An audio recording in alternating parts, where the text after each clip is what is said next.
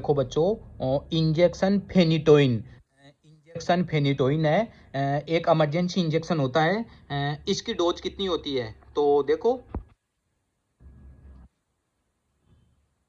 इनकी डोज होती है, देखो इसका जो ये 1 एम्प्यूल होता है ना, 1 एम्प्यूल, ये 2 ml का होता है और इसमें 100 mg होता है। ठीक है, ये बहुत इंपॉर्टेंट है। 2 ml का 1 एम्प्यूल 100 mg है। तो देखो फेनिटोइन की डोज, तो देखो इसकी लोडिंग डोज होती है 20 mg पर केजी, 20 mg पर केजी, और NS 100 ml में इसको लगाना होता है। ओके, इसकी जो लोडिंग डोज होती है ना, वो 20 mg पर केजी। जैसे एक क्रोनिक एल्कोहलिक पेशेंट आपके पास में आया है, स्टेटस एपिलेप्टिक, इसका पेशेंट आपके पास में आया है, तो उसको इंजेक्शन फेनिटोइन आपको लगाना है। तो उसकी डोज 20 mg पर केजी। इसके बाद में इसकी मेंटेनिंग डोज कितनी हो जाएगी?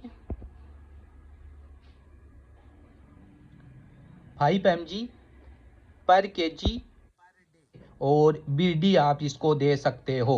ओके, अब देखो, जैसे एक क्रोनिक एल्कोहलिक पेशेंट है, वो आपके पास में आया है इमरजेंसी में। पेशेंट आया है जिसका वेट है 50 kg, तो क्रोनिक एल्कोहलिक पेशेंट है। तो अब इसकी डोज कितनी हो जाएगी?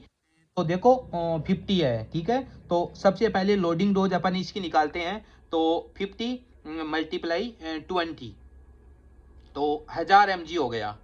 ओके, और आपको पता है 1 एम्प्यूल है, उसमें 100 mg होता है, तो 1000 mg पर 10 एम्प्यूल हो गए।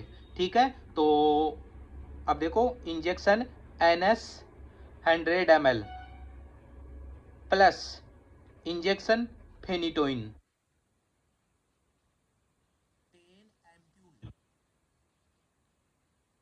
आपको लगाना है NS 100 ml में डाल के।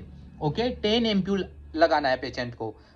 इसके बाद में ये तो इमरजेंसी में पेशेंट आया, तो ये मेडिसिन आपने पेशेंट को लगा दी। इसके बाद में मेंटेनिंग डोज कितनी हो जाएगी, जो लाइफ टाइम के लिए चलेगी? तो ये देखो 50 मल्टीप्लाई 5, मेंटेनिंग डोज इसकी 5 होती है, तो 250 mg हो गई। ठीक है, तो टेबलेट फेनिटोइन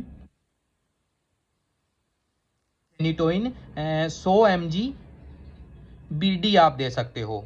ओके, तो ये डोज होती है फेनिटोइन की। मेंटेनिंग डोज कितनी होती है और लोडिंग डोज कितनी होती है, बहुत बहुत इंपॉर्टेंट है। इमरजेंसी में बहुत ज़्यादा पेशेंट आते हैं आपके पास में, chronic alcoholic patient, status epileptic. Okay, thank you.